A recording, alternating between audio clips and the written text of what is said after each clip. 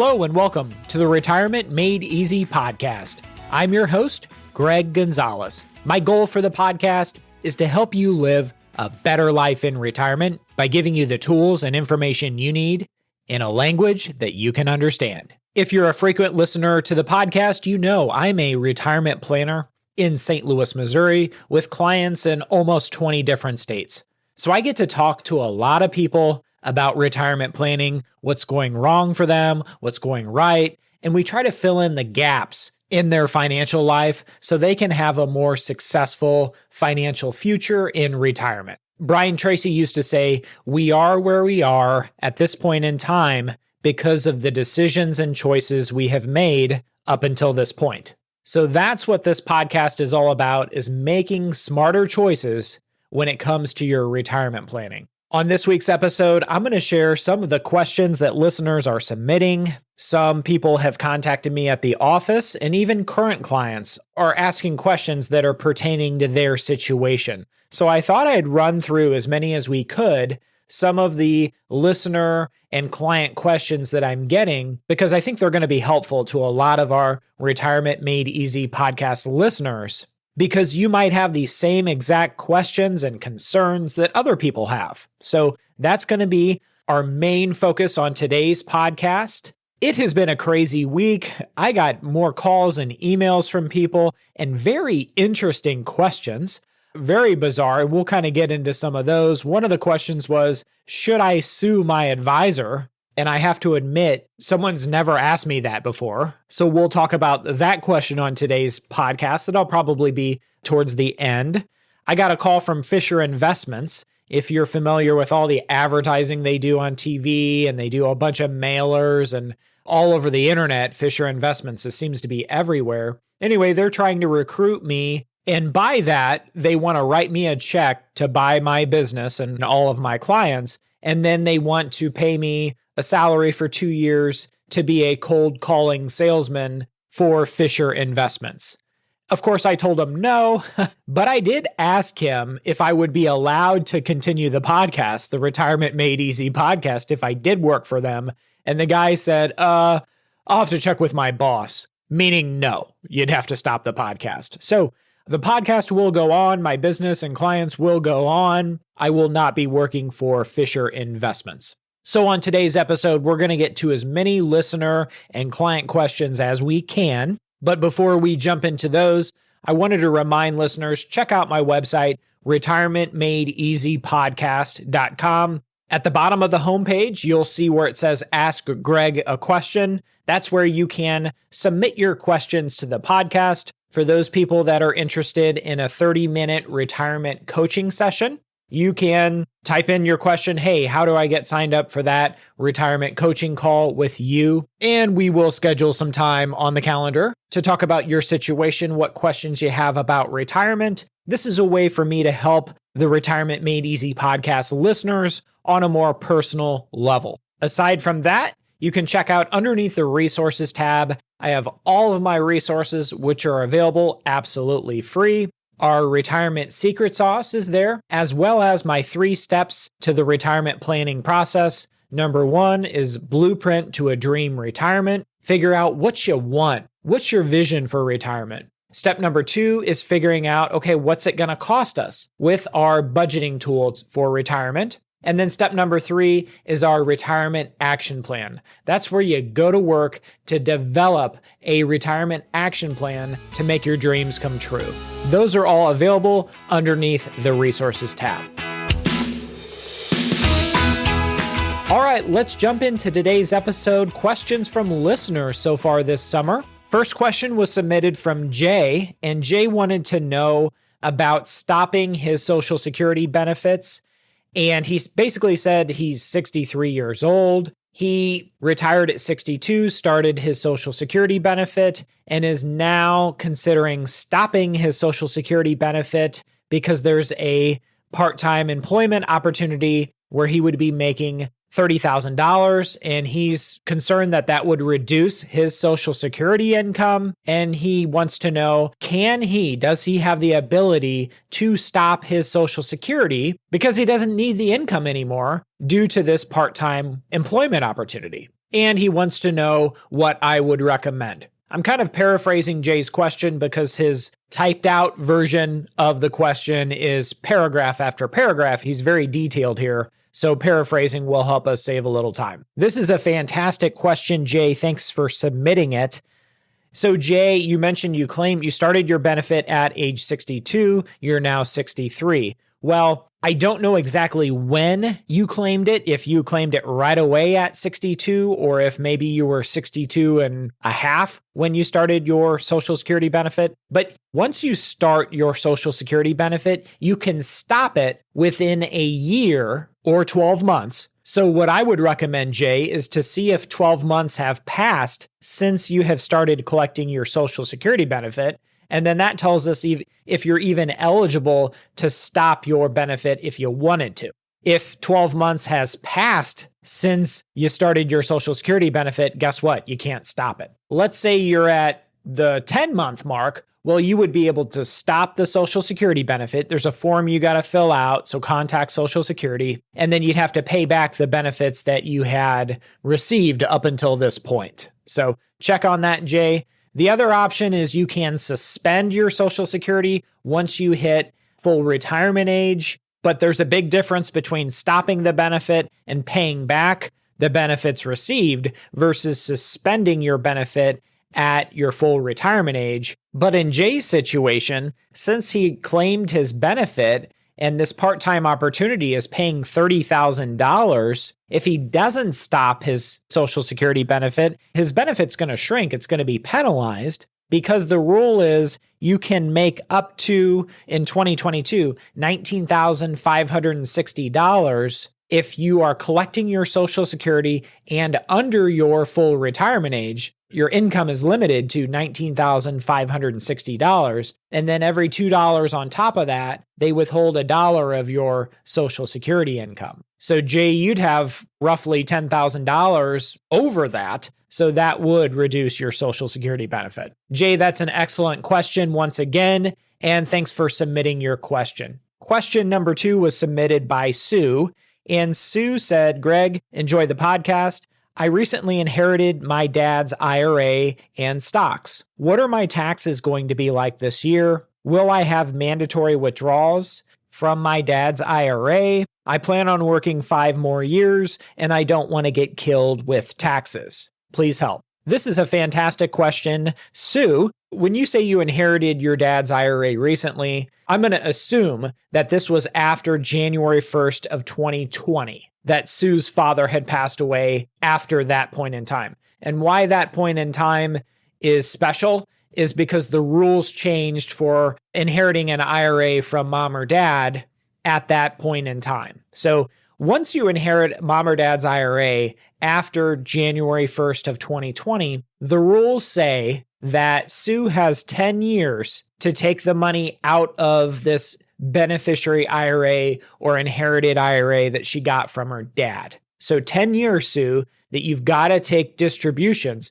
And at the end of the 10 years, the money has to be all out of there, out of the beneficiary IRA, and taxes would then have to be paid by that point. But there's no mandatory annual distribution. It's just, hey, you can take it all out in the first year. You can take it all out in year 5. You can take out 10% per year for 10 years. You can take it none out in the first 5 years and then everything out in years 6 through 10 after you've retired. That might be a strategy. Sue mentioned that she is still working. So let's say she has a 401k through her employer. Let's also assume that she's contributing $10,000 to that 401k. Well, the maximum that someone age 50 or over can contribute to a 401k is $27,000. So that would mean that Sue still has $17,000 left that she could contribute to that 401k.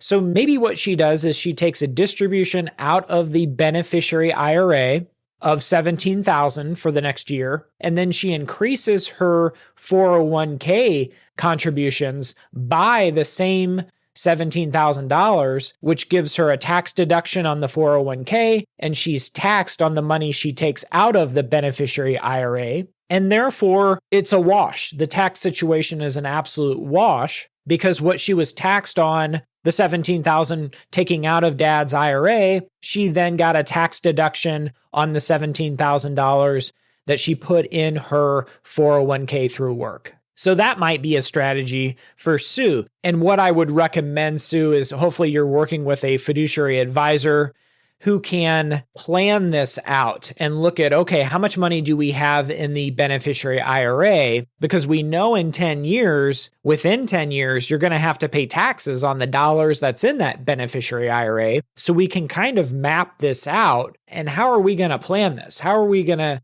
take those withdrawals where it leaves Sue in the best shape tax-wise? On top of that, Sue mentioned that she had some stocks that she inherited from her dad. As far as the tax implications of those stocks, Sue, those got stepped up. So in other words, upon your father's death, let's say he paid $5 for the stocks and now they're worth $100.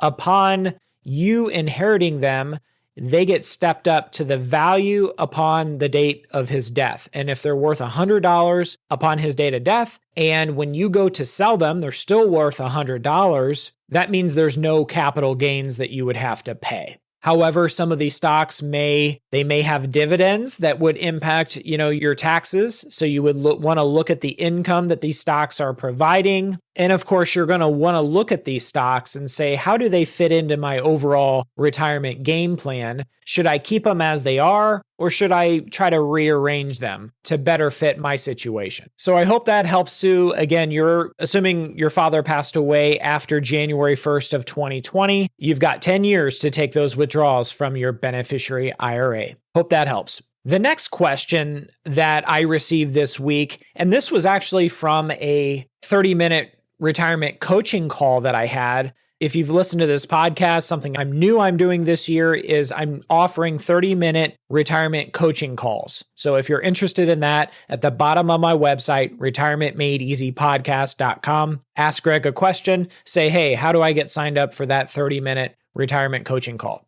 So this person had contacted me. We had a nice conversation, and their question was, should I be increasing the amount of money that I'm putting in my 401k, or should I be putting more money towards my mortgage to get my house paid off sooner? This couple was 8 years away from retirement. And so I was looking at their 401k statement. I was looking at their mortgage statement to see what they owed on their house. And then I asked them an interesting question. I asked them, besides your mortgage on your home, which they owed about $100,000 on a house that was worth $400,000. So they had $300,000 of equity there. But my question to them was, aside from the mortgage, what other debt do you have? What other liabilities do you have that are outstanding? And they said that they had a loan on their SUV, and then they also had a loan they were paying back for some solar panels for their home. But there was something else that I noticed on the paperwork that I was looking at. They also had a 401k loan, and the interest that they were paying on that loan was 5.5%. So many of you know, as I've said on many podcasts before, I'm a Dave Ramsey SmartVestor Pro, and since I share his same philosophies, my answer may surprise you.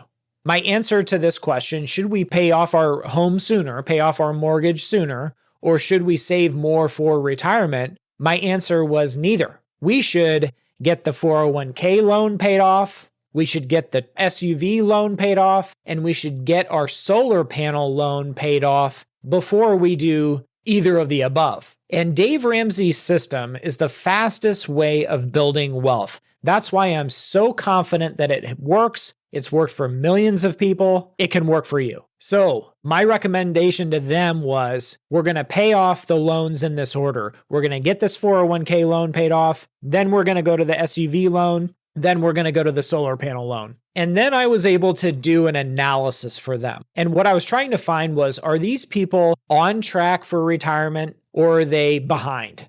And if I found that they were on track for retirement, I would tell them to then pay off their home sooner, right? Start working towards that mortgage after we got the other 3 loans paid off. But what I ended up finding out was they were behind. They were not on track for retirement. Again, they wanted to retire in 8 years or so. And my analysis showed that, it was going to be more like 12 to 14 years when they could afford to retire. So they were behind in saving for retirement. So my answer to them was, we're going to do X, Y, and Z. We're going to get the loans paid off in this order, and then we're going to increase your 401k savings by X amount of dollars. And that's the thing about retirement. You can't borrow money for retirement. It just doesn't work. You got to make sure you're saving enough and you have enough to be able to afford to retire. And if you're one of those people out there that's wondering if they're on track or if they're behind,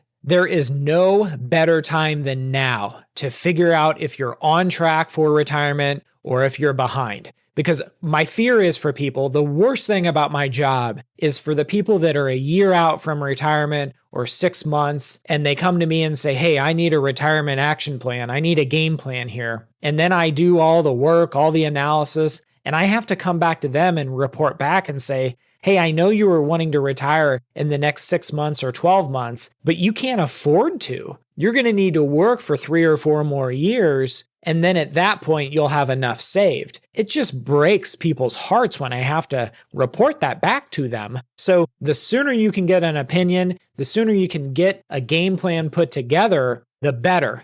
And that will take all the mystery out of when you can retire. We got time for one more question this week, and this was a doozy. I've never had a question like this. This was actually a Retirement Made Easy podcast listener. It was a referral from a listener. The guy had never listened to my podcast before, but he calls me up and says, hey, I'm in a situation here. I retired last year. I have a portfolio about $1.5 million, and I think I should sue my advisor. And I'm thinking to myself, oh boy, but I'm curious. I want to hear what's going on. So I ask him, why? Why do you want to sue your advisor? What's going on here? And he said basically his advisor had recommended an alternative investment that didn't work out. The investment was very speculative in nature, very high risk. And he said, well, I'm a 65-year-old guy. My wife's 64. We're not at the stage of our lives when we want to take this super risk.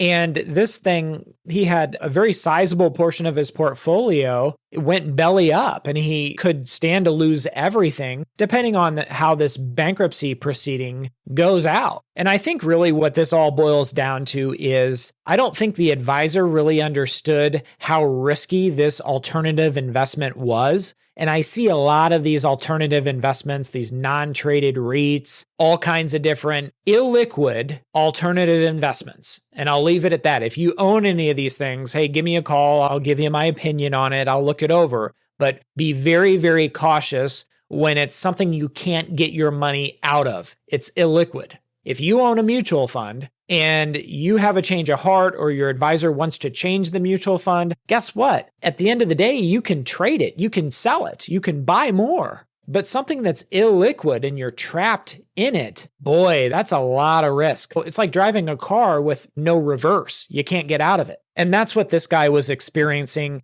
If he would have looked at the advisor's track record. So if you Google broker check, you can see the history of your advisor. You can see if the person's ever been sued before. If he or she has been sued, you'll be able to actually read through the settlement, the lawsuit, what went down. And if you find that your advisor has been sued 2, 3, 4 times, find another advisor, please. And that was the case for this individual. I encouraged him to look him up. And while we were on the phone, he looked him up. Guess what? He wasn't the only one that was considering suing him for damages and unsuitable recommendations. So there were multiple lawsuits and they were on his record. It's just the guy didn't know where to look. Now, of course, I'm telling you that because I have an absolute clean background and I intend to keep it that way. But my advice to this guy ultimately was, hey, if this is something you're considering, you're going to want to talk to a couple different securities attorneys and have conversations with them to see what could have been done, if they think this is a winnable case, that kind of thing. Based on what he told me about the situation, this was a very inappropriate and misunderstood investment choice. This is something that I would never recommend to anybody ever. So the lesson here is, and this is coming from me, this is my opinion, do not purchase or utilize an investment choice that is illiquid, like some of these alternative investments out there where you can't get your money out of them and you're trapped. More times than not, they just don't work out. I have seen time and time again, they just don't work out. And sometimes they have a lot of sizzle. These advisors will say, oh, they've got this really, really high dividend or interest rate, and there's a lot of sizzle behind them. But if they're completely illiquid, stay away. And that's just my opinion. I hope this episode of the Retirement Made Easy podcast has been helpful.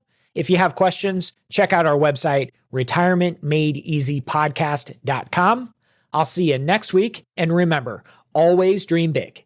The opinions voiced in this material are for general information only and are not intended to provide specific advice or recommendations for any individual. To determine which investments may be appropriate for you, please consult your attorney, tax advisor, or financial advisor prior to investing. This is a hypothetical example and is not representative of any specific investment. Your results may vary. All performance referenced is historical and is no guarantee of future results. All indices mentioned are unmanaged and may not be invested into directly. The SmartVestor program is a directory of investment professionals. Neither Dave Ramsey nor SmartVestor are affiliates of St. Louis Retirement Advisors or LPL Financial. There is no guarantee that a diversified portfolio will enhance overall returns or outperform a non-diversified portfolio. Diversification does not protect against market risk. All investing involves risk, including loss of principal. No strategy assures success